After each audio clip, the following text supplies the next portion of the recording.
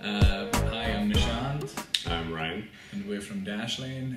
Dashlane is the world's best password manager and digital wallet. It's a set of apps for PC, Mac, iOS, and Android, available in all countries and in English, French, and Spanish. So Dashlane, as I said, is a password manager and digital wallet. The app allows consumers to store all of their passwords, all of their names, addresses, phone numbers, even their credit cards, and as they're browsing the web, it automatically logs you into all your websites, so you don't have to think or remember your passwords.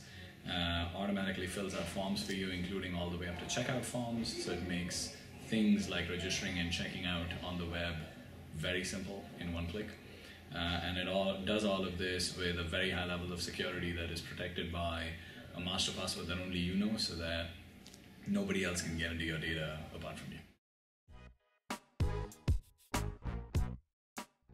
So your data is actually still protected in that case, because for you to be able to access your data, you need to both enter your master password and be on an authenticated device. And to authenticate your device, we typically put in some form of two-factor authentication, such as a token to your email or Google Authenticator or something like that. Yeah, I mean, it's the safest. I mean, you can have everything stored locally on the device. I mean, if you look at consumer behavior now, people are kind of doing the most absurd things, such as storing everything in an email, which is one of the worst things you can do. We've seen kind of the feedback we have is that a lot of people actually realize that their behavior isn't the ideal, that it's very unsafe, but they have a system that works for them and they're comfortable with. What Dashlane does is actually kind of merge the convenience and the security together to where it's very easy for them to store everything, yet it's infinitely more safe and secure than virtually any method that kind of the majority of consumers are using these days.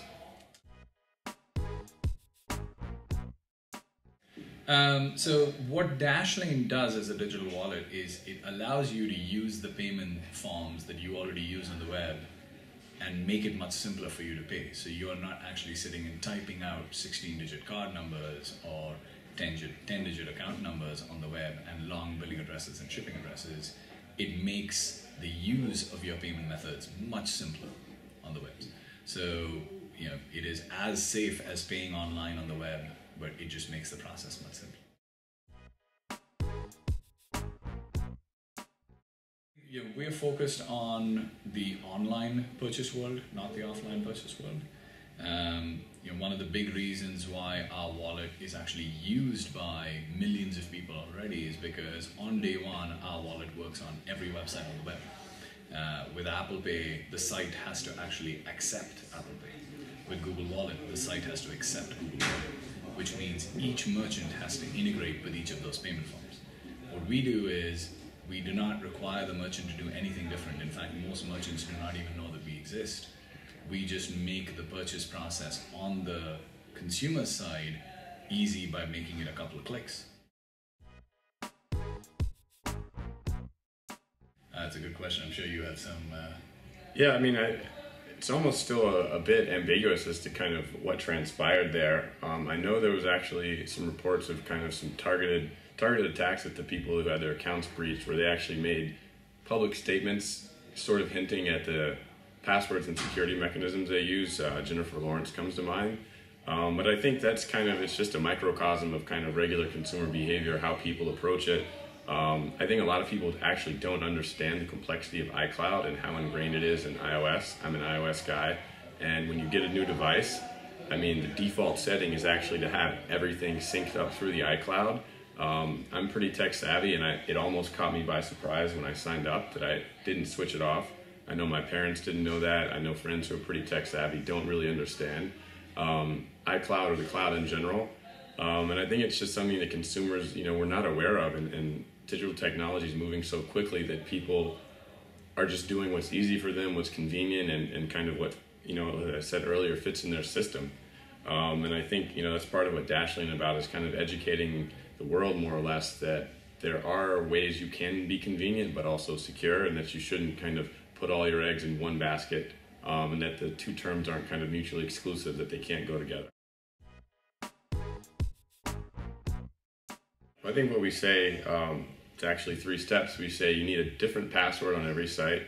That password needs to be long, secure, and complex. Don't use a simple word like football or London or your birthday or something that's kind of openly available, and that you need to change that password regularly. A lot of the attacks we've seen, such as Heartbleed, they've actually been around and existed for months, sometimes years, before they've been discovered, which means your data, your personal information is vulnerable during that whole period.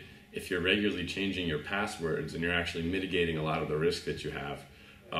Just because changing it regularly, you know, if there are vulnerabilities, then if someone's getting in there and you're changing it, you're essentially, you know, creating a wall for your data that they're not able to access. In one click, you can generate a new password for any account on the create password page, and we will create a password that is long, complex, has letters, numbers, characters, whatever level of complexity that you set, and we automatically save it to your Dashlane account. So you never have to remember this. Human brains were not built to remember random sets of letters and numbers and weird symbols. Let a machine do that for you. So we'll create that password in one click, save it to your Dashlane account, so you never have to remember.